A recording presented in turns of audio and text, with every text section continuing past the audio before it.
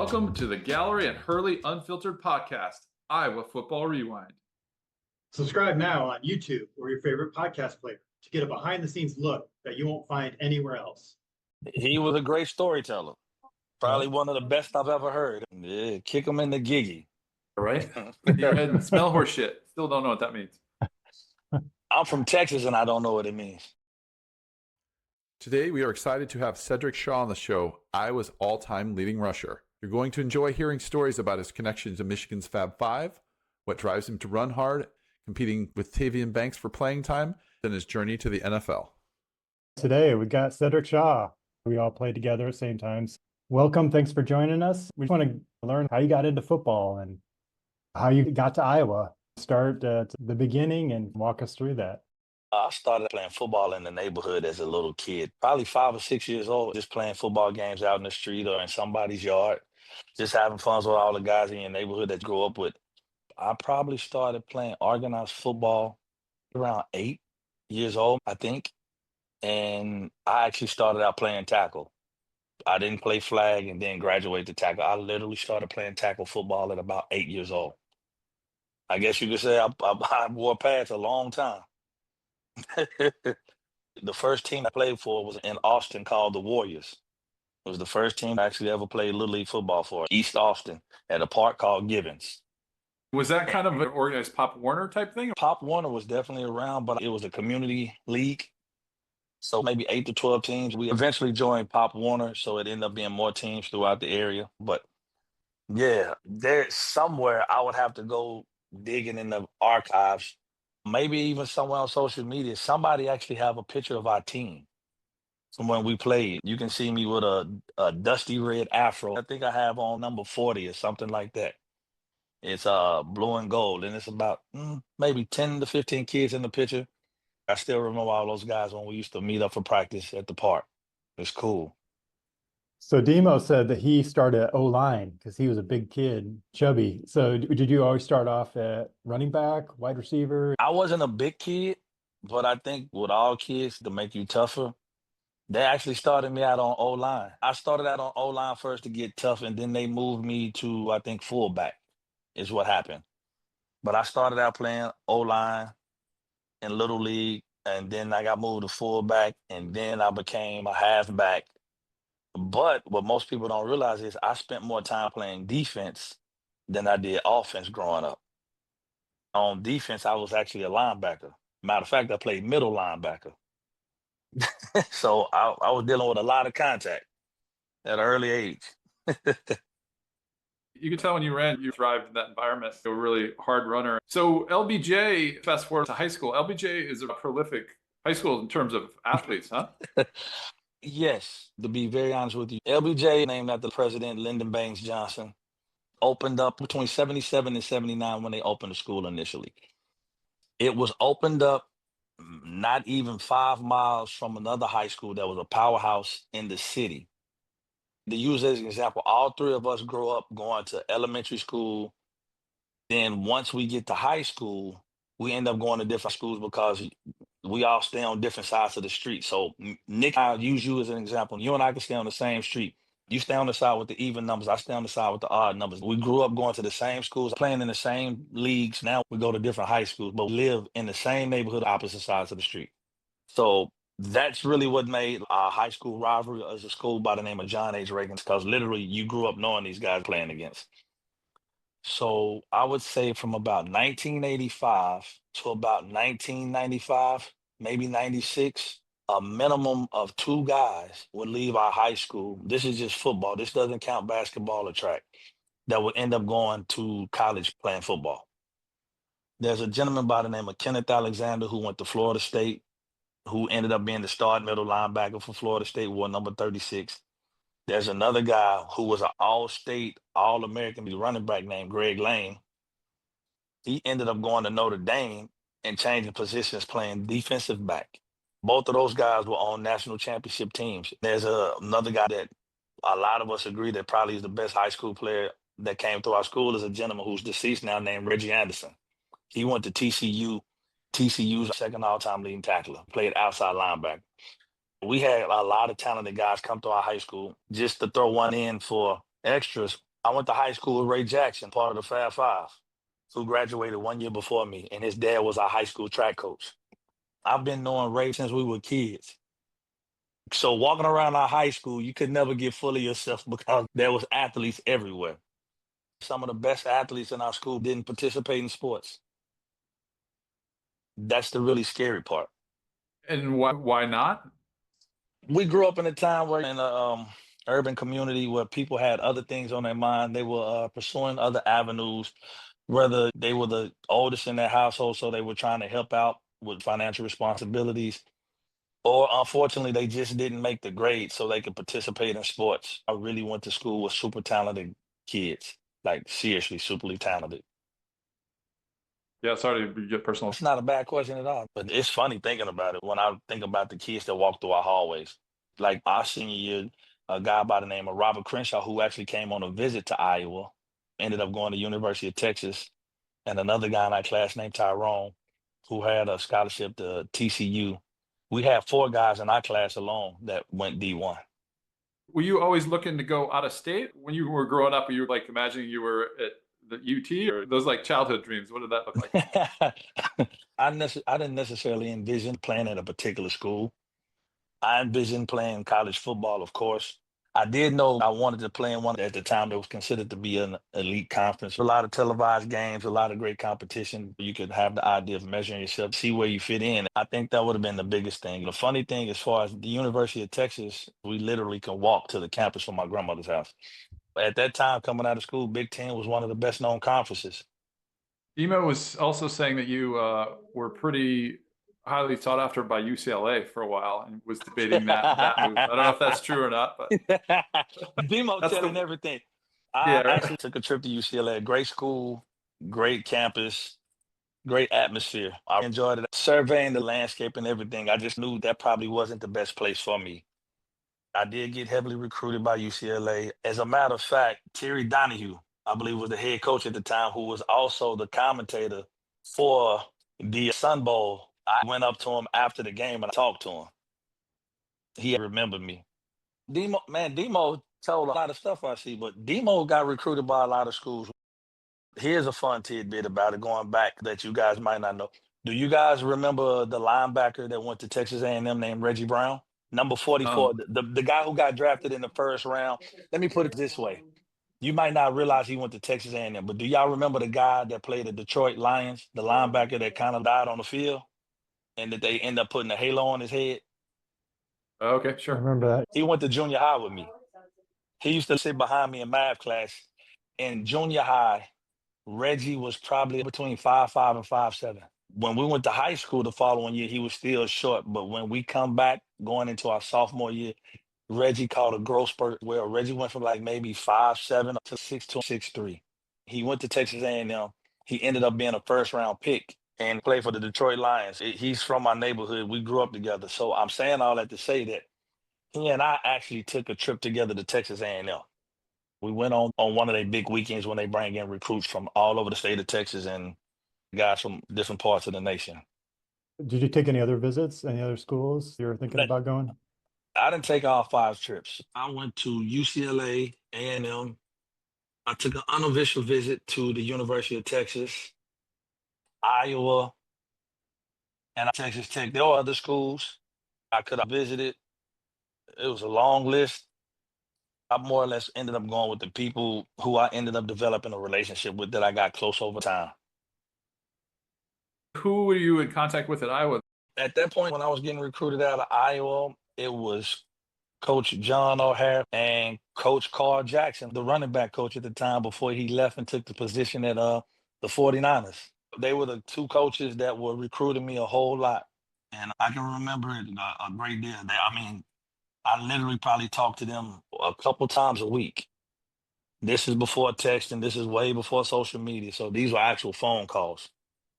They would actually call and I would talk to them 2 or 3 times a week.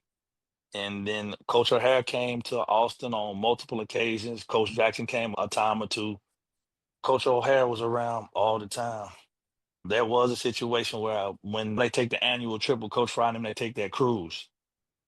I don't know if you guys remember, unfortunately, Coach O'Hare ended up passing on that cruise. And they got really nervous. They thought I might not come on my visit or stay committed. But at that point, I had already given my word, so I was following through. When we ended up arriving on campus at that time, Coach Dave Triplett ended up taking the running back coach position. Coach Tripp started out at being the running back coach when I came in as a true freshman. Getting recruited was great, but very tiresome. Phone calls at all times, tons of letters. Sometimes people just show up and pull you out of class. It's a lot of fun, but at the same time, it can get to the point you can get overwhelmed because, man, you be like, I just sat down in class 5 minutes ago. Now you're pulling me right back out. But you learn to enjoy it. And looking back, you have a lot of fun memories. In high school, were you playing both ways, or did you just focus on running back? Great question, Hurley. Freshman and sophomore year, I played linebacker. I was a backup running back. We had that many athletes, we could afford to spread people out. I played inside linebacker freshman and sophomore year. Junior year, I was the starting free safety. Made first team All State playing free safety. I didn't switch to offense until either the third or fourth game of my junior year. And then that's when I ended up becoming the starting running back. So when you went to college, did you want to play defense at all, or just running back? I just wanted to play running back because growing up, you see all the limelight and all of the luster. But here's a funny note. When I did show up on campus, Coach Elliott did try to get me to convert. He would sneak and talk to me when Coach Fry wasn't around and try to get me to change the defense. And I remember one time Coach Fry seen Coach Elliott talking to me, and he told him, leave him alone. I know what you're trying to do. I had a great time playing running back. Looking back, people that know me from growing up know this. I was actually a better safety than I was running back. That's Yeah. surprising. If I was to get my childhood friends and coaches, they would tell you it's not even close. The only school that even brought it up was Coach Elliott. Nobody else had said anything to me about playing free safety. I noticed you got the legendary picture of Kinnick Stadium, the old Kinnick, the one we remember. Nowadays, it's all new. The new press boxes and all that stuff, the north end zone is amazing. So yeah, it was great to see. It's really changed a lot. Oh, yeah. It's a great stadium. It's one of the best in the nation. Definitely the greatest fans. So when you got to Iowa City, what was your thoughts when you first rolled into town and took your visit and landed in the middle of a cornfield? Complete culture shock. But it was cool because coming from Central Texas, it gets cold. It may snow every blue moon, but it doesn't stick. It might snow that morning, and by that afternoon, it's melted. You're not going to get inches of snow. So to come up there and see all that snow was completely different. The thing that stood out to me the most on the visit was the closeness between everybody. And that stuck out more than anything. The camaraderie, how close everybody was, how they would hang out, go out, work out together. It didn't matter if you were offense, defense, from Iowa, Chicago, New York, they were all just close, hanging out, having a good time. That was something that I was very enamored with, and I really appreciated and I respected. It was really cool. And it actually played a big part in me making my decision. So was UCLA a pretty close second, or you just knew Iowa was your spot once you'd been there and met the team and coaches? I wouldn't say UCLA was a close second. Honestly, I ended up finishing out my trips because, hey, what kid doesn't want to get a free excuse to be out of school? I only took 4. I didn't take all 5 trips. After a while, you get tired of flying out on a Friday, turning around and flying right back on a Sunday. And at 18 years old, man, they basically, you ripping and running all over the place in 2.5 days. I pretty much knew 75, 80% I was going to Iowa after my visit. Demo committed while we were there right after we got back. Did Coach Fry come down to your house? Coach Fry did come to Texas. Coach Fry, Coach O'Hare, Coach Jackson was gone by then. We actually invited them to my aunt's house, which is out in the suburbs. If I can recall, we actually sat there and talked, laughed, and giggled. Coach Fry being Coach Fry, his personality and his sense of humor. It went extremely well. He liked my family liked him. It was like a match made in heaven. It was a good time. It was a real good time. And Coach Fry threatened to call my mom a couple times on me too. He had her direct number. So yeah. So let's say they were close. I think that's his little secret. He gets in good with the family and then uses that as leverage. Yes. Smart move. Oh man. Yeah, I'll never forget one time. He said, Sedrick, if I keep hearing stuff, I'm gonna call Sandra. I say Sandra as in my mother, He like, yes. I say, please don't do that. I say, whatever you think is going on, I'll make sure it gets corrected. Don't worry, I'll take care of it. So seeing all these other people from your school go on and have success and go to large programs, when you got to Iowa, were you feeling you could make a splash there and do really well? Or what was your mindset going in? Were you like, oh, I want to compete for the job right away? How'd you think about it in those terms? You know what? To be honest, how I was raised and the things that I was taught, the values, it was like at our high school, there were so many great athletes. If you can play, you play. If not, you wait your turn. When I came to Iowa, I didn't know if I was going to play or was going to have to redshirt. But I did come in with the attitude that I was going to give it my best true freshman year. I remember we went to the kickoff classic in New Jersey, played against North Carolina State. I was scheduled to play. Everything was going, coaches being coaches, going back and forth. I didn't get on the field, which was okay, no problem. I get it. And then when we returned home that following week, it was the first night game ever in Kinnick, 1992, the University of Miami. They were going to put me in that game. I was going to play. And walking out on the field, I just said, be patient, wait your turn. I pulled Coach Tripp to the side as we were walking on. As we were walking through the tunnel coming into the field, I told him I wanted the red shirt. I ended up red shirting that year. And maybe 2 months later, I ended up tearing up my wrist extremely bad in practice. Ended up having me rushed to the hospital and having surgery. It's funny, so much goes on. People forget Yeah. certain parts. I shattered my left wrist. I went to the hospital, had surgery because I ended up dislocating the bone and tearing like all the ligaments. So they had to cut it open, go back in, put everything in place, stitch it up, stick 5 screws in my wrist. I wore that cast to the end of the season, more or less. They finally cut it off, took out the alleged screws. Come to find out, they used a nail gun and shot nails into my wrist and then broke the little tips off at the end, at the head of it. And they literally pulled them out with a pair of pliers. Wow. Run out of screws or something? I thought they were screws too until I asked him, how are we taking out the screws? And the doctor started laughing. He like, man, we're going to pull them out with pliers. I'm like, you going to pull screws out with pliers? He said, we use fancy terms. He said, those are actual nails. I say, nails you use like we use for wood? He like, yes. I say, how did y'all get them in? I know y'all didn't take no hammer. He said, no, we used the nail gun. And we strategically angled your wrist to where we could shoot them in. And I say, what did y'all do with the ends? He said, we just break them off. And like when I think about it now, looking back, the screws were curved because they broke the flat edge off. So it was jagged. I never heard it again while I was there. A lot of people forget it happened in the old bubble that doesn't exist anymore. Oh, wow. So were you out of spring ball that year? Actually, I did make it back in time for spring ball. Right toward the end of the season, I think it was is when they finally took it off. And then I started rehab.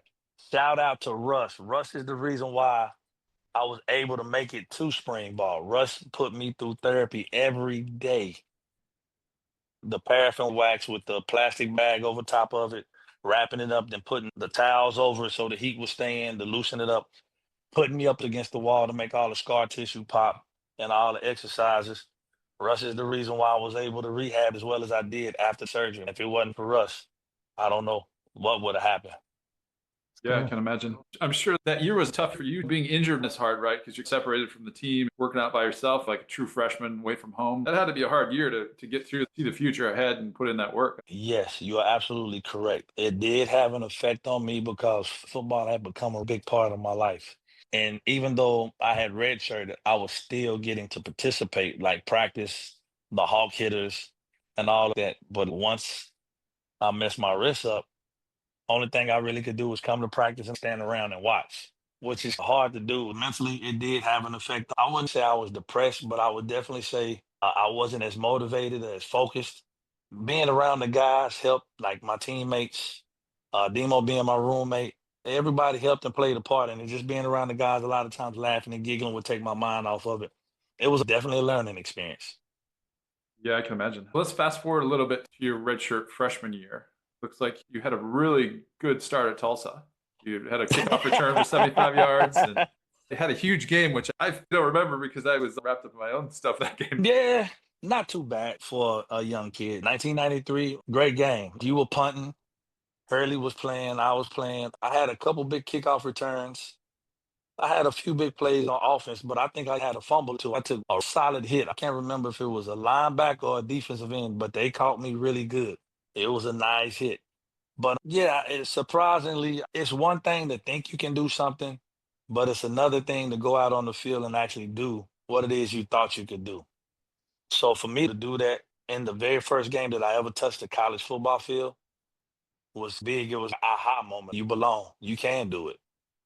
It was a joy and a success, but more than anything, that gave me the confidence that I needed to be able to do the things that I did while I was at Iowa. I would say those plays were the birthplace of everything else that took place after that.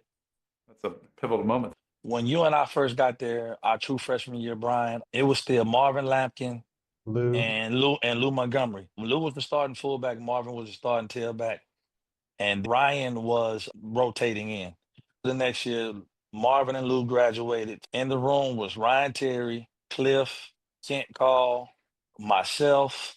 Tavian came in the year after me. Damani Shakur Imani. was there. Rodney Big Ball, he came in Yeah. with Tavian. Yep. And the funny thing is, Rodney played running back in high school. Rodney wasn't a Mm. fullback. I think Malik was there a year. Malik came in with us. Yeah. I Michael don't think- McFarland, he was a running back. He was a highly Yeah. touted running back that came out of Boston. And Chris Palmer, Ernest Crank. I just can't think of everybody's name. When you start saying them, I know them, and we all in group chats. But when you start sitting down doing this, you start drawing blanks. Plus, when did everyone graduate? That's always hard to keep track of. So you did a lot of kickoffs that year, kickoff return. Pretty much. I didn't do punt return. That was Harold Jasper. Jazz was the punt return. They would let me do kick returns. And then if they had special plays where they could try to slide me in the game, that's how they used me freshman year. I tried to make the best of the opportunities that I was given, just to try to make them count. If I was only going to touch the ball 5 times, I wanted it to be the best 5 times that people saw that and gave my all. Memory's a little fuzzy for all of us. So yeah, I watched the film on one of my punts, and I thought that was going the other direction. It's a little different than probably the way everything happens. I'll get copies of the game. I'm like, wait a minute, that's not how. Okay, well, that's how it is on tape. Well, I'm wrong then. I'm like, okay, I thought it happened a different way. One of the highlights I remember of yours, the run that I like the best, is one at the Sun Bowl. I think it's like a minute or so into the game. You break off the right side, go for a 60-yard run, you go in the end zone, and I think you at least spiked the ball. I'm not sure, you might have spiked your helmet too. And I just remember Coach Fry just hitting the roof, set the tone for that entire game. That was our second possession. Kerry Cooks actually recovered the fumble. You had a hell of a punt, and then the wind blew it back. And I don't know if you remember, the guy goes to catch it, and he muffs it. The ball kept rolling back, and Kerry ended up being the one that recovered it. And you are correct, it was off the right side, like a delayed off tackle play. I had a lot of frustration because when we kept walking around El Paso going to the mall, we kept bumping into Washington players. They kept telling us they were going to kick our ass, that they were better than us, that they wasn't supposed to be here in this game. They were supposed to be playing in a better bowl game. They were the Pac-10 co-champs, and we were beneath them. We wasn't supposed to be playing against them. They were supposed to be playing a better opponent. We got into intense conversations in different places with them. I don't know if you guys was with us, but it happened more than once. I started taking it personal, and I started, okay, you guys really think we're beneath you? Okay, that we don't belong on the field with you guys. All right, so when we put these pads on, you're going to have to prove to me that you're better than me. That play that you're talking about, Nick, that you so candidly remember, that was me letting off frustration from events that happened throughout the week. One of those guys that was on that team actually ended up becoming my teammate at the next level, which is funny. And we had a conversation about that as mature young adults. Y'all might not remember, Lawyer Malloy was on that Washington Huskies team. Just put it this way, I didn't take my helmet off that game. That was the Alamo Bowl the next year. Yeah. I spiked the ball into the end zone and hitting the back wall and coming back. It wasn't about me. It was a statement. If y'all beat us, you're going to have to earn it. You're not just going to have an easy walk in the park. That was to let everybody on the team know they know better than us. We can do it. They going to have to prove that they better. Luckily, I think everybody took it to heart, and we walked away with a victory. I can't remember the final score, but I know it wasn't a close game. Like 38-18 or something like that. How about playing in Texas too? How did that contribute. We played Alamo Bowl 93, didn't go so well. We're overmatched. So Yeah. now this is your second trip to Texas. That's some extra pressure and motivation. That's a great point. I'll be honest with you. That game, because El Paso's so far away, even though it's a part of Texas, I wasn't thinking about being home. I think the fuel came from the animosity, the interactions with the players from the other team.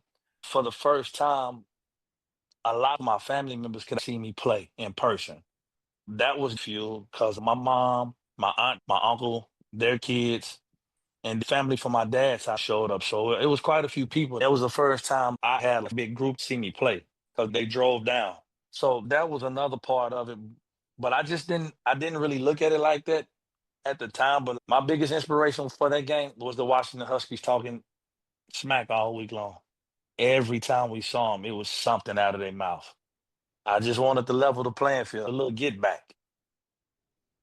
I remember the discussions you guys shared a lot with us, the whole team. Like, they're talking smack. They don't think we can beat them. Yeah. It really riled everybody up. I remember we had a team meeting and it was like, they don't respect us. We're going to show them. I agree. I do recall that. There was a lot of great performances.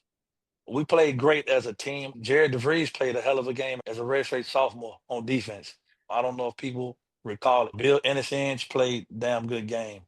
Bill was unstoppable. He was really coming along then. And DeVries is coming along too as a freshman. It's crazy. And Lloyd Bickham played well. D-Rob played really well in that game. Tommy. There was a lot of guys on defense that played well and made plays when needed, countless plays. Michael Berger had 2 touchdowns. Tavian had some big runs. Tim made some big catches. There's just a lot of plays throughout the game. That day, our running game was, especially against a team who played like an 8-man box, hitting on all cylinders. Tavian and I both rushed for over 100 yards in that game. I think one of us had 122 and the other had 130-something. We both had over 100 yards in that game. We showed everybody we belong. We shocked a lot of people that day. I don't think we shocked nobody in that locker room, the coaching staff and the players, but I know Washington was shocked. I actually went back and watched the TV version to hear the commentator. Even the commentators were shocked. When you go back and you watch the game, it was great to be a part of something like that and to hear people change their view about it. I remember you had 2 50-yard field goals in that game early. I had 3 field goals. They were long, but only one was 50, 2 long 40s. We had 5 field goals on the day, 2 from Bromert. Those field goals you kicked probably would have been good from about 60 because that 50-yarder cleared it about 5 or 6 yards. They cleared the post easy. That team was pretty stacked. They had a tight end, Ernie Cromwell, that went on to play in the NFL, and a big offensive line, Bob Sapp. Who ended up being my teammate at the Senior Bowl. Oh, really? Yeah. He was a large human being. Ended up becoming a professional fighter. I did see that MMA stuff. Ernie Cromwell, Bob Sapp, Lawyer Malloy, Tony Parrish, Rashawn Sheehy, Damon Hewitt, Rashawn Sheehy, the receiver number 10 that Jared ran down and caused the fumble. He's from Texas. But yeah, they had some very talented guys, and they had some guys who actually went on to play at the next level on both sides of the ball. Lawyer Malloy didn't end up playing that game. They had a very talented team. We were just better that day. Back to Coach Fry. Do you have any good Coach Fry stories? Man, I probably have so many stories about Coach Fry. It's probably not enough time. From recruiting to getting there. His outlook and his personality and those weird East Texas sayings. He's had a lot of philosophies, outlooks on life. And what I liked about it was he would say something that was funny, but it was very thought-provoking. When you're young, you overlook it, but when you start growing up and you start maturing, you look back on some of those things and you really start to look for the actual points in it. I don't know if y'all remember the story, what was it, with the wise elder that was at the top of the hill and the little boy walked up to him and he was like, he heard he was the town's wisest man and the little boy was like, I'm gonna prove he's not that smart. And he had the bird. I don't know if y'all remember, he had the bird in his hand. And he said, I'm gonna hide the bird behind my back. If you tell me the bird's alive, I'm going to squeeze it and kill it. If you tell me the bird's dead, I'm going to pull my hands from behind my back and show them that the bird's alive. So the little boy had already figured the whole scheme out, how he was going to beat the man. And then when he gets up to the top of the mountain, he sees the man. He said, "Do you know that I have a bird in my hands?" And he was like, "Yes." He said, "Can you see the bird?" And he was like, "No, it's behind my back." He said, "Is the bird dead or alive?" And the man said, "He's in your hands. Make it as you wish." So the little boy thought he was going to stump the man, but the man actually stumped the boy. The analogy is your life is in your own hands. Make it as you wish. In college, and hearing that, you like, "Oh, that's cool," but it wasn't until you really start entering into manhood that you look back on it and you really think about the significant meaning of what he was teaching us and some of those crazy sayings. I would love to have had like recordings of those to go back to, because there's so much coming at us. Even remembering, that's awesome. You remembered that whole little story. Now That's that great. I think that's one of the ones that stuck out to me the most. You know, his favorite saying, "Kick him in the giggy, Dicky do." Coach Fryer, he was a character, man. It's no telling what he would say. I never heard him cuss, but I heard him say some of the strangest things with a straight face. You really think that's normal? Come on, dude. That's not normal. Maybe that was his way to keep from cussing. I don't know. Then the other one, and he gets frustrated. He take the papers he have in his hand. He's like, "Come on, man." It's just funny. He was a funny dude. I will say this. He knew each individual player. He knew what to do to motivate you. He knew to motivate Brian, he needed to do this. To motivate Nick, he needed to do that. To motivate Cedric, he knew that it took different things to push people's buttons to get the desired outcome. And he was a master at doing that. He knew exactly what to say or how to create a situation to bring the best out of you. I did learn from him. He was really wise at it. How did those interactions happen? Would he talk to you during the game or at practice? Because we were talking with Sherman and he would say they had constant conversations, but I always wondered how he handled the other main players on the team and how often their interactions were. I don't know. No, that's a great question. Sitting here looking back, had two great running back coaches, Dave Triplett, coach that we affectionately call Coach Trip, and Larry Holton, Coach Holton, or we call Frat in a loving way. He would talk to them, and sometimes he would talk to us. Looking back, what he did to motivate us, he did it through the media when he would do his shows or when he would do his interviews with the newspaper. And so when you go read the paper, you will see what he would be saying. I think that's how he did it with us. He was a master at motivating people. He never was said directly. Most of the times in the games with me, when he would say something, it was because he didn't want me to do something, like spiking the ball or taking off my helmet. It wasn't until you asked me that I realized it. It wasn't until now when I thought back. That's how he did it. That's exactly how he would do it. He always tried to work through the coaches. You discipline, you yell, but I need to stay not buddies, but keep a good relationship and be able to and not discipline directly, but unless something that he really is Yeah. upset about. But I Oh think that's yeah. how he did it. Work through the assistant coaches. He'd yell at them and then they would decide how they were going to yell at us. He was the good parent. They were the bad parent. Yeah, I think that's right. I tell everybody, he was a master at being able to motivate people. He was very good with words. The fabric of our team came from him as well. He was always downplaying how good we were. We're lucky to be there. And I think a lot of that rubbed off on a lot of us. We talked to Matt Sherman, super humble. Okay, you were a really good high school player, and then you had a really good career at Iowa. You completely downplayed all that. That's a Hayden Fry special. Like, we're lucky to have a team. We're lucky to be here. And I think we all do that. I think that is something inherently that everybody, in a sense, picked up from him. Pretty much almost every guy that I know that kind of played there.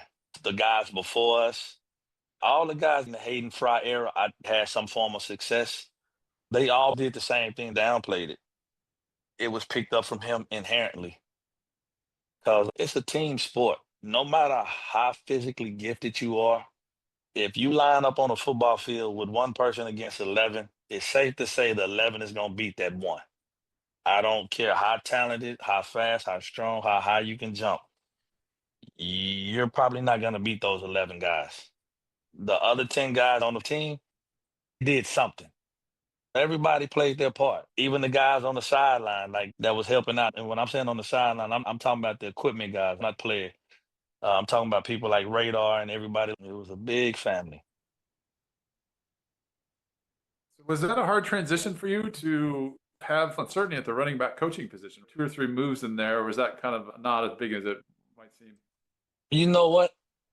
Uh, Coming in my true freshman year, I met Coach Jackson. He was part of the recruiting process, but he ended up being gone before I got. So Coach Tripp was my coach up until my junior and senior year. Over those 3 years, I built a hell of a relationship with Coach Tripp. We got to be really close. So close so that I still talk to Coach Tripp to this day. We still talk. It might not be frequently, but I'll text him or give him a call and just say hi.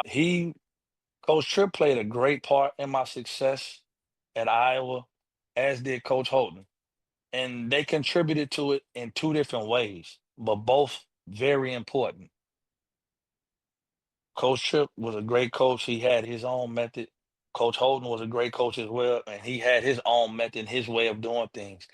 And I learned a lot from both of them.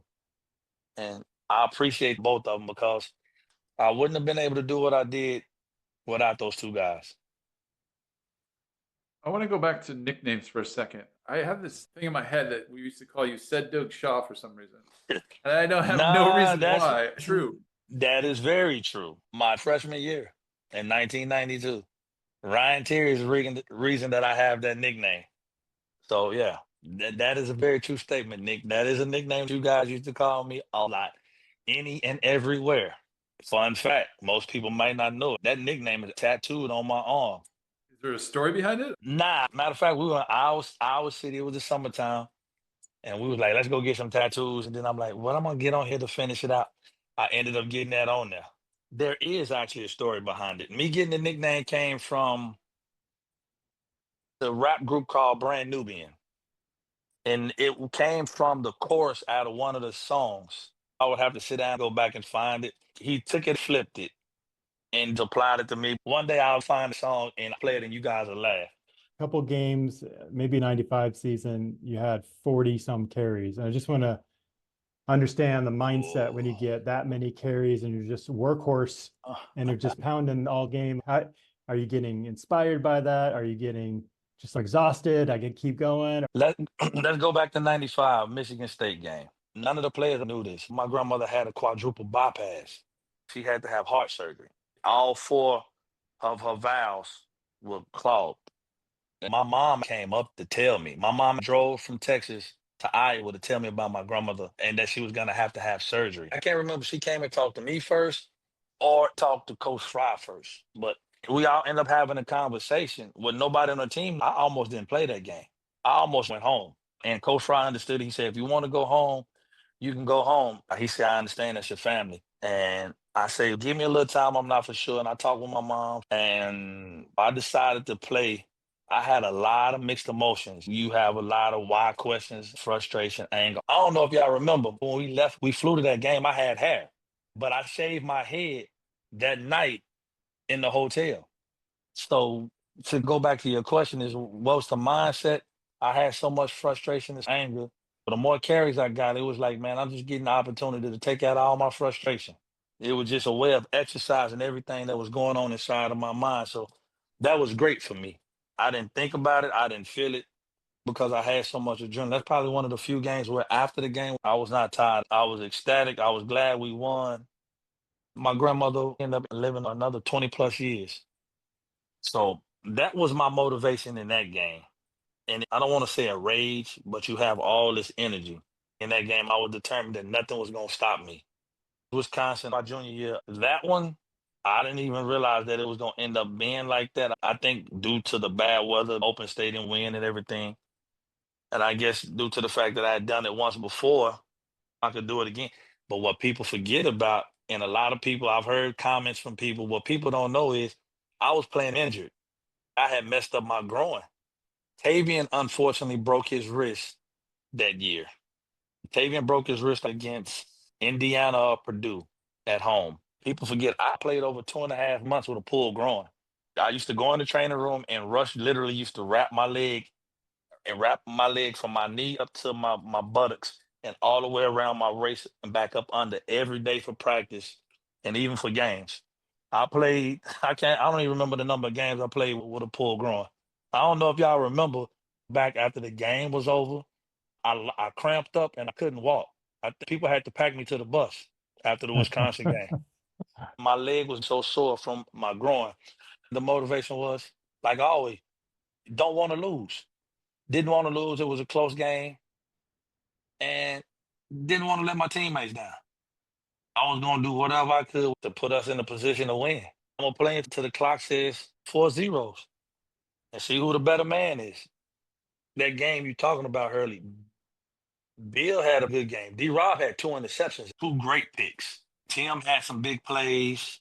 Sherman had a real big run on a key play. And then he had another scramble where it looked like he was going to run in. Then he stopped and threw. It's either a touchdown or a 2-point conversion of Michael Berger.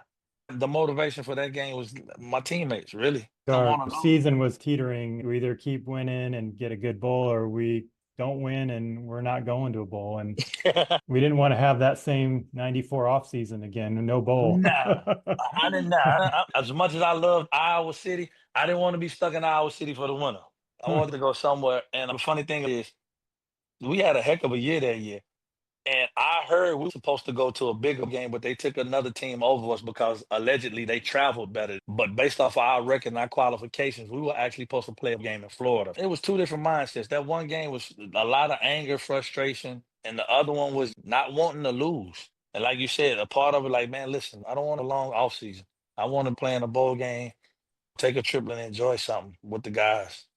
So then our last game was the Texas Tech Alamo Bowl.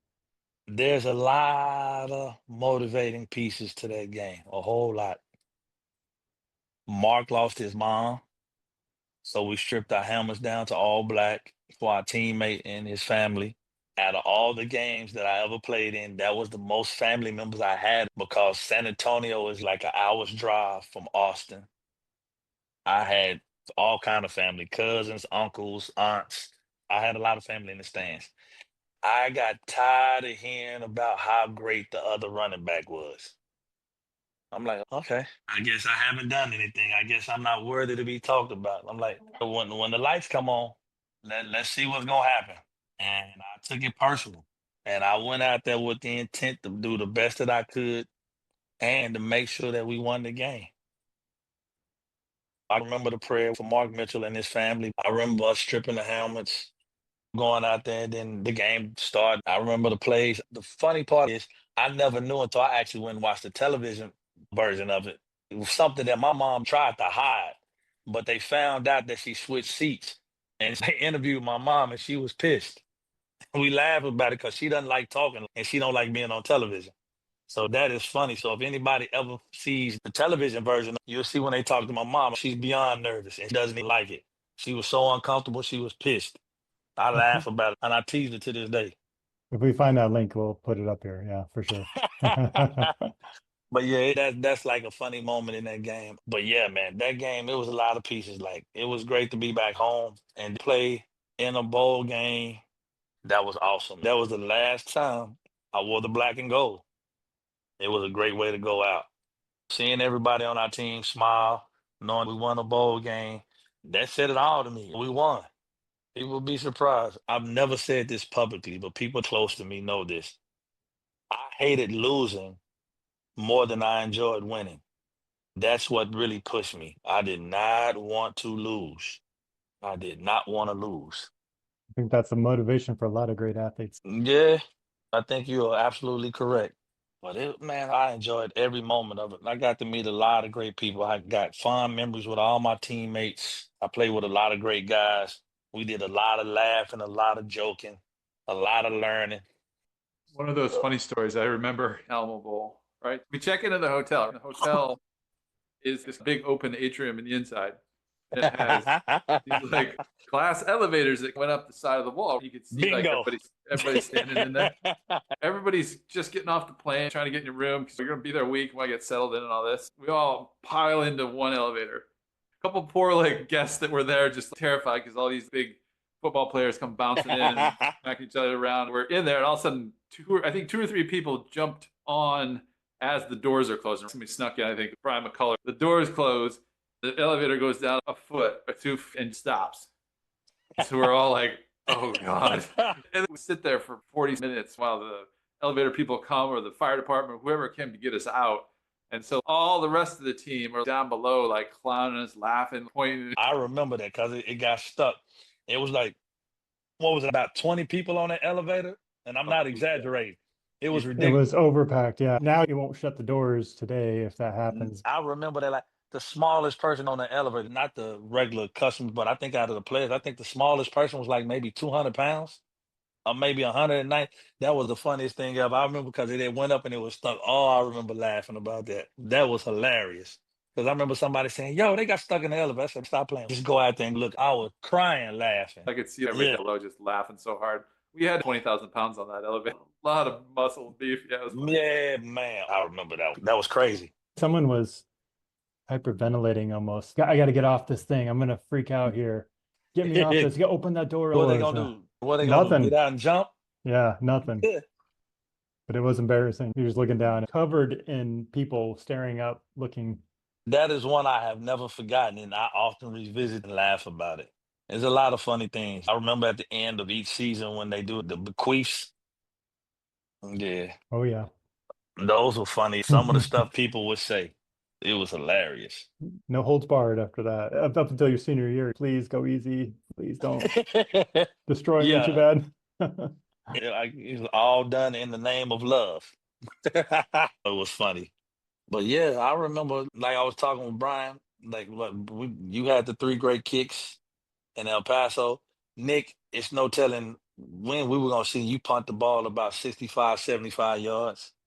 We used to sit over there and marvel at a lot of stuff. We used to sit over there, Demo and I and a couple other guys. Man, I would never want to be a punt returner with Nick punting. He's gonna set you up to get hurt because the ball is hanging too long. That's a fair catch ball. You're not gonna return that. It was either 25 or 65. I think the short ones with you, I think you had gotten frustrated trying to knock the hell out the ball. But now, man, we would sit over there and talk about like, look, I would never want to be the punt return trying to return those kicks. We would literally talk about it's a setup. We like because you're gonna fair catch it, or if you're gonna try, you better make sure you can make the first man miss. Because if not, you're gonna get knocked out. Because the ball would hang, and that's giving the guys more than enough time to get downfield. So yeah, it was amazing to watch you punting and watching Brian kick field goals. People be surprised what folks pay attention to on the sideline. I wouldn't hurry up and talk to Coach Tripp or Coach Holden. I want to watch the game. I want to see what's going on. I want to watch defense. I want to watch special teams. From junior year on, it wasn't a time that Damian Robinson wouldn't say something crazy to me when we were walking off like when defense was walking off and offense was going back. He would say something crazy all the time. Never fail. He would say something crazy. Yeah, it was a lot of fun. Sherman with his drop back, looking for open receivers. What was that Northwestern when he threw for three something, 330, 340 yards? He came in 94 season. We played Northwestern and Minnesota. He did well both games. He ended up We throwing scored 49 points both games. that game when we were sophomores, high scoring in Minnesota. Came down to who had the ball last. That was a wild, entertaining game. That game would be along the lines of the games today with the high scoring, fast paced. Yeah, that was a fun game. That was the one I think he caught a pass from Dwight. Yes, he did. When he caught it, he started stumbling back. Yeah. They serve beer in the Metrodome too, so I think that helped the atmosphere a bit. So Yeah. everybody made could keep their buzz going. Yeah, the fans were rather hyper. They were ready to go. I didn't know they served beer in the Metrodome until just now. Yeah. So they could Yeah. serve it because it was a mix of a pro and a collegiate stadium back in the day. So yeah, which seems wild, right? No, now it's commonplace. Minnesota has their own stadium, the outdoor stadium. I would not want to play there in the winter. So being from out of state, did you get into the Iowa State rivalry? Was that something that carried over, like a personal pride for us local guys? That was a huge game. Was it the same for you? You didn't want to get beat by them, obviously. It became big to me when people started talking. Not so much from Iowa, but when players started doing a lot of talking and taking shots at people, it became personal to me. Not wanting to ever lose to those guys. And thankfully, in 4 years, the team I played on never lost to Iowa State. 4-0. When you become a part of something, you adopt a lot of it. I took that game serious. Even though I'm not from Iowa, I'm an out-of-state guy. I'm a part of this institution, this football team. By default, it becomes a part of you. You don't want to lose that game. I don't have to be from Iowa to understand what a rivalry is. We were talking earlier, my high school rivalry was so intense because everybody grew up together. We stayed all in the same neighborhoods, but they just started dividing up the streets by left and right, the side of the street you stayed on. So you end up going to the other school. So I get it. I understand how it is too. We had them in our neighborhoods just playing sports against each other. So yeah, no, I get it. It was a great rivalry. Thankfully, we never lost. I think maybe only one time the game was close, I think, out of the 4 years we played them, maybe. No disrespect to those guys. They got a great program. Hey, they just caught us at a time where we were clicking on all cylinders. It was a lot of fun. I took that game serious. I don't think there's not one game when I got on the field I didn't take serious. When we played quote unquote against the more known name teams, took those to heart because the opportunities to measure yourself and also to prove that you belong. So I look forward to playing against the Ohio States, the Michigans, Michigan State, some of the more known name schools in the Big Ten at that time. So I always look forward to those games. Say, hey, look, we're here too. We just as good as you guys. And those games were a lot of fun. That's one thing I respected about you. You ran hard all the time. I was like, you talk about anger and frustration. You could see that in your running style. You were coming at every play. There was something driving you, which was cool to watch and just see like how you go to work, whether we were up by 25 or down by 30, it was the same constant every time. I appreciate that. Thank you very much. I think a lot of that comes from my neighborhood, having that attitude about proving yourself, putting in the work, working hard, and giving it all you got. I'm a firm believer. For you to beat me, you're going to have to give everything you have. I know at the end of that 3.5 hours, I'm living everything that I have on that field. Whatever my best is, that day, that's my best. But you damn sure going to get it. And you're going to know I was there. That's how I looked at it every week. I didn't care if I was healthy, if I was hurt. I was going to give it everything I had. More times than not, I was a part of a winning team. There are times when we gave our best and the other teams were just better than us. And you just live with it, you learn from it, and you grow. And you come back and get better. I think that's maybe one of the pieces that the average fan doesn't realize is the amount of times guys would play dinged up, right? Hurt or, just going through that season and not having a game where it's, oh, I don't have something that's going on right now, right? It's like whether it's an ankle or a wrist or a hamstring or any of those things. That's a lost piece where you're like, that person's out there and he might not be competing as well as the fans would like, but that's their 100%. It might be 75 because that's all they had. Yeah. You couldn't ask more of your body to show up that way. So I think that's a piece to it.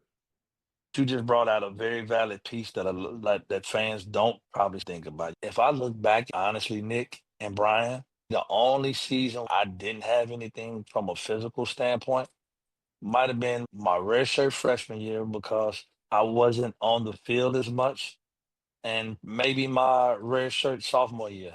My junior year, Tavian broke his wrist, and maybe a week or two later, I ended up pulling my groin, but I ended up playing. I think the first time I wasn't going to have to wear that wrap around my leg was at the Sun Bowl.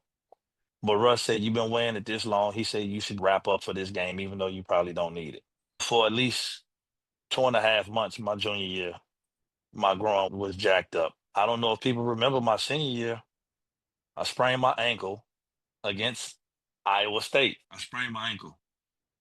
Tavian had a hell of a game that year, his junior year against Iowa State. I ended up being all right coming back. The next game was Tulsa. I ended up breaking my thumb at Tulsa in the game. I broke my left thumb late in the game. About 2 weeks later, I took a cheap shot when we played Indiana in the ribs where a dude speared me in the ribs. He caused a bad contusion in my ribs.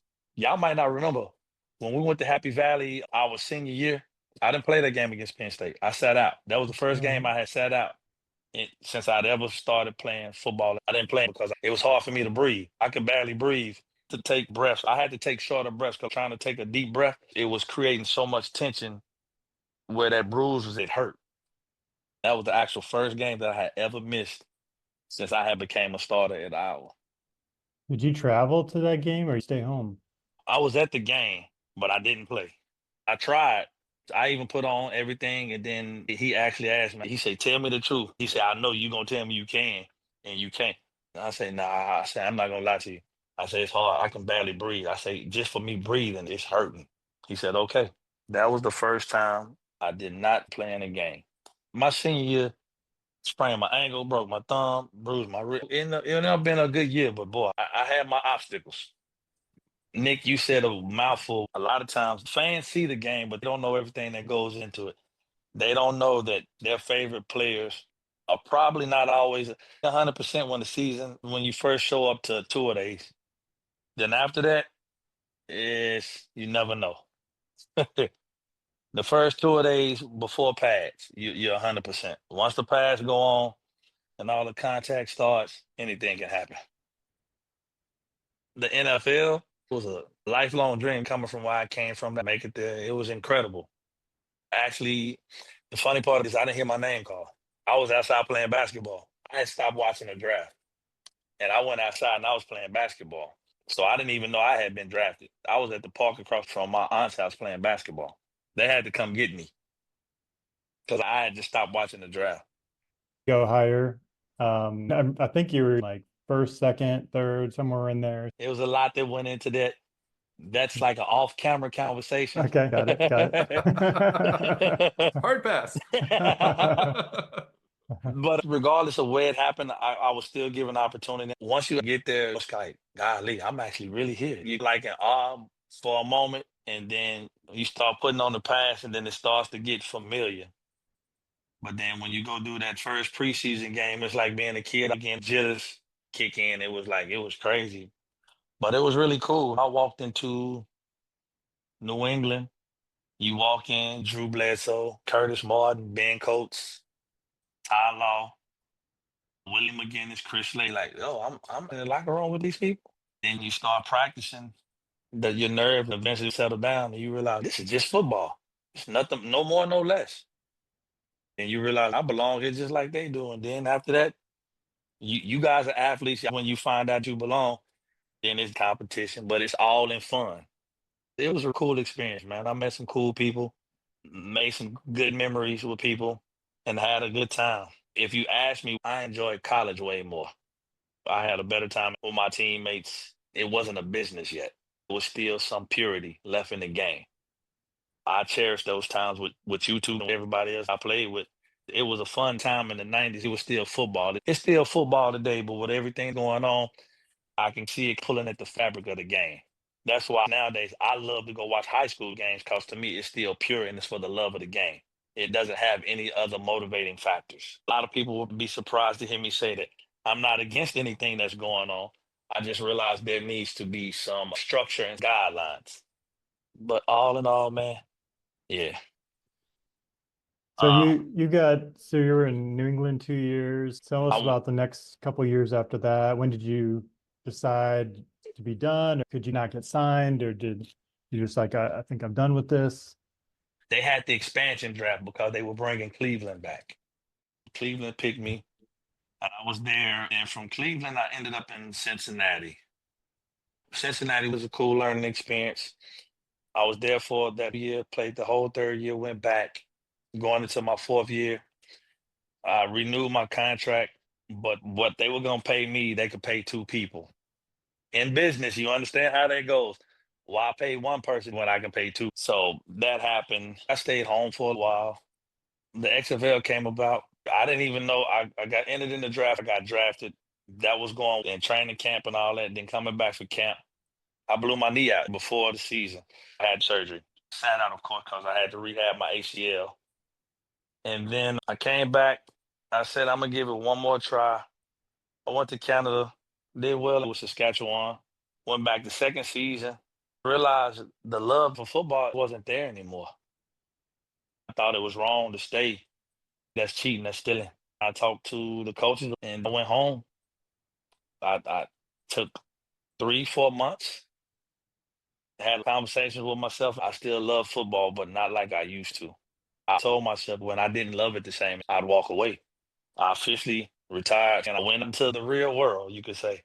And I took life lessons that I learned from playing with people with me and took it into the professional world. How did you like playing in Canada? Totally different.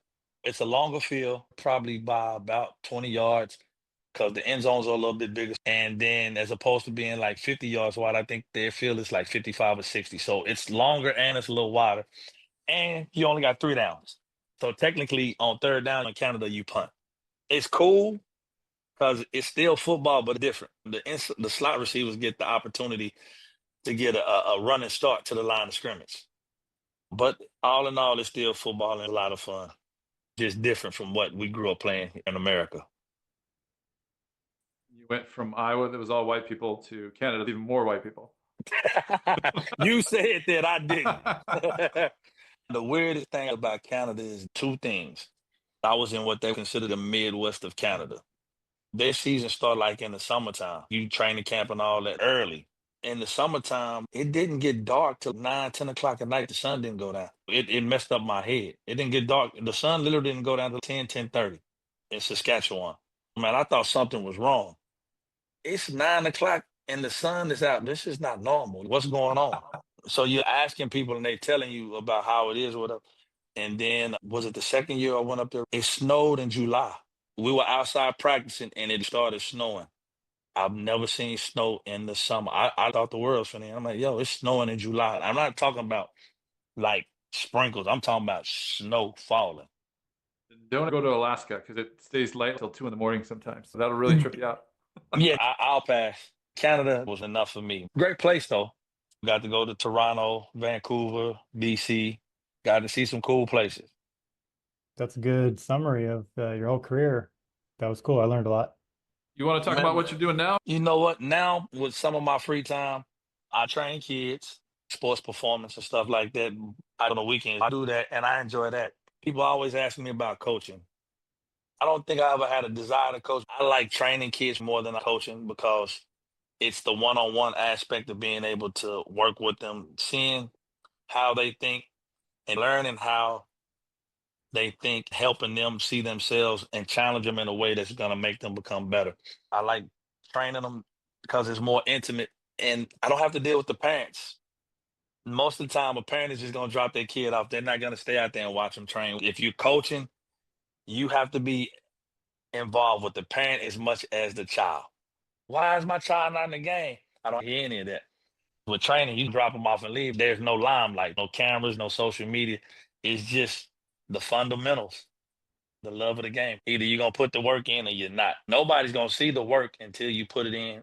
They won't see it until you play in the game. Out here, it's just me and you and the work. I do that on the weekends, and then I dabble in doing commercial real estate. Those are the things I have going on as an adult. Those two things. And I get a lot of pleasure out of both of them, but it's for different reasons. People probably would be surprised to hear me say this. Working with the kids, I actually have more fun with them than I did playing. Seeing the light go on inside their head and seeing them get the confidence, it surpasses anything that I personally accomplished playing sports.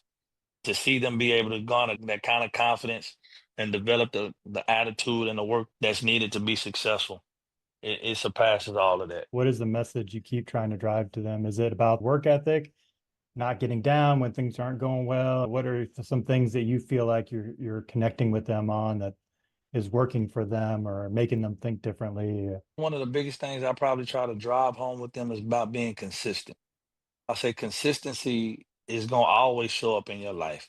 If you want to break it down, it's going to show up. Anything that you do over and over is going to become a habit, whether it's a good one or a bad one. That's totally up to you. But that habit has come about because you consistently practiced it. So I tell them consistency is important. And then I tell them the other part is like, are you going to make mistakes? Yes. Are you going to mess up? Yes. That's inevitable. However, don't look at it as a negative. Look at it as a learning experience. Analyze what you did and didn't do. Sit in the emotion for a while, but don't react or respond out of that emotion. See what the cause is behind that emotion, and then learn the necessary lesson, and then learn what not to do, learn how to better yourself from that situation.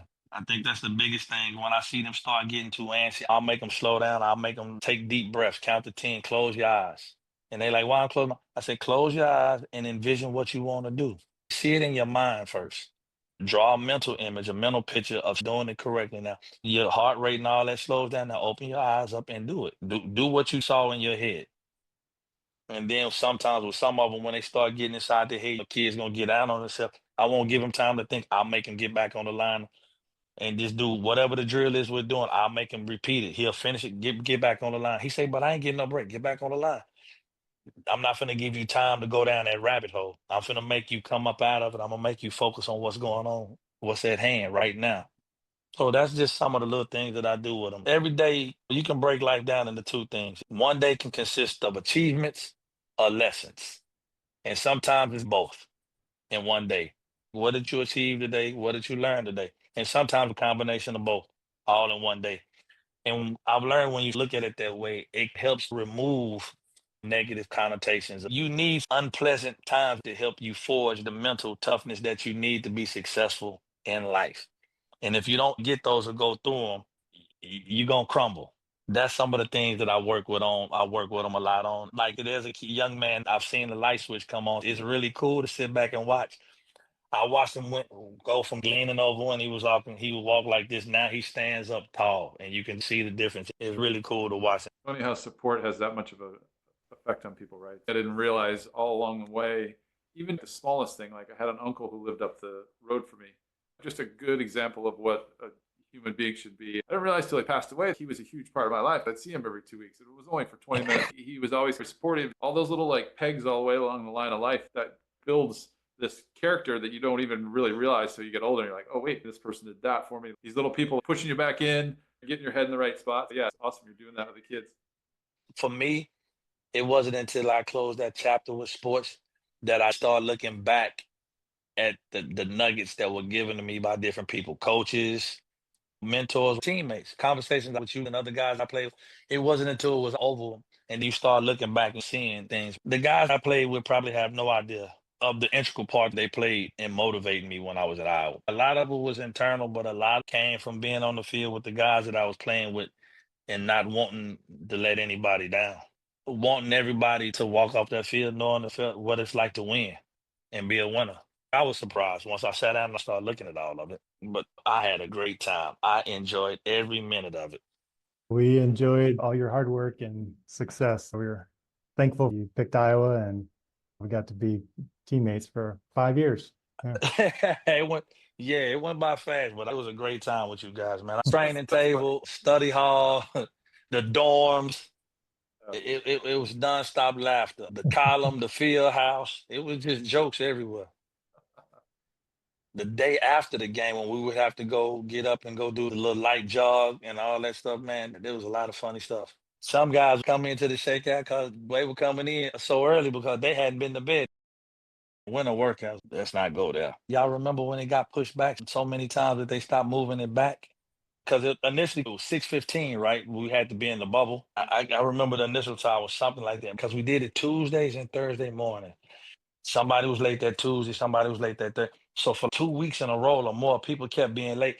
And it got to the point where it was supposed to be moved back so much the coaches said to hell with it because I think it had gotten to the point where it was gonna be like at 4 something in the morning or 3 something. And they like, this is just ridiculous.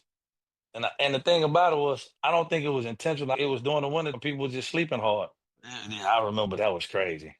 Iowa had some really cold winters. It was cold for us growing up in Iowa too. That was brutal, especially that time of day or the morning. It was insane. I can't believe we're doing this. See, that's crazy. For y'all to say it's cold, that's amazing. Think about somebody who's never experienced it, like a guy like me, and they talking about get up at 5:15 or 5:30 in the morning, and it's 20 something degrees, and we got to figure out a way to get to the bubble. Do y'all know how cold it is outside right now, man? It's not cool. For reference, I think one of those years it was negative 40 below zero wind chill, and they're finally like, all right, we'll call school now. But it had to be like multiple Yep. negative degrees to get to that point where they said, okay, people should not be outside right Yeah, I think that's the year when we come down the hill from Slater, and you can cross over that bridge going into downtown. The river froze. That was the first time I had ever seen it freeze. Yeah, I remember when it got to 54 below zero that time. Oof. I think that was the only time I asked myself, why in the hell did I come here? This is not cool. I was like, man, this is yo. Like, I don't even think I tried to go outside. I was scared. Luckily, we had food in the apartment because I wouldn't have moved. You mentioned Ray Jackson. Did you ever talk to him when they played in town? They played right after Chris Street died, I think, They did. 93, and I don't know, or maybe he played a couple times in Iowa City. They played a few times in Iowa City. I got to go to the games. So most people don't know. One of the games they played in Iowa City against Michigan, Ray's mom and dad flew to Iowa City, and Demo and I got them, and they stayed in Iowa City, and we went to the game to watch Ray play. So we got to get to see him play quite a few times in college. Kind of cultural icons, right? They changed with the black shoes and socks. It Yeah, transcended basketball a little bit, right? they were the beginning of the change. They had the black socks, black shoes, baggy shorts. Because if you really think about it, they Oh, weren't wearing baggy shorts at that time. All of that started with the Fab Five. They started out wearing all the black shoes. They wore the Nike Huaraches, the black socks. Yeah, that was interesting to watch. They were like rock stars. I was still in high school. My senior year, Ray was a freshman at Michigan. He came home after the season, but I don't know if you guys are familiar with it's a thing that happens in Austin. It's called the Texas Relays. It's the equivalent of the relays that they have in Iowa. So you have high school, college, and professional track runners competing in a track meet. So he brought all of them home with him. We had this little section where we would hang out, the guys from our high school. So we all up there just hanging out at the track meet. And next thing we like look around and we see Ray, and we look like, oh, that's Ray. So it was no big deal. The next thing you know, we seen all these other dudes coming behind us. So we seen Chris Webber, Jawan, Jalen. We seen them all. Jimmy, all five of them were there. And we sitting with us. People didn't realize it at first, and they started rushing up there. It was crazy. Pandemonium broke out at University of Texas Stadium because they realized the Fab Five was in there. I remember Chris Webber getting the ball underneath the hoop and dunking it so fast you could barely see it. He just had it and was just like, what just happened there? What are you doing in commercial real estate? I do the management side, like property management, and then we have leasing agents, man. It's really cool. You sit in there, you learn a lot. Real estate is a very interesting business. Thank you for having me. It was a great honor and a privilege. I really do appreciate it. All right. Appreciate it, man. Thanks a lot. Y'all take care. Yeah, Have a great Sid. night. See All ya. right. You too. See you, Sid. Take care. Bye. Bye.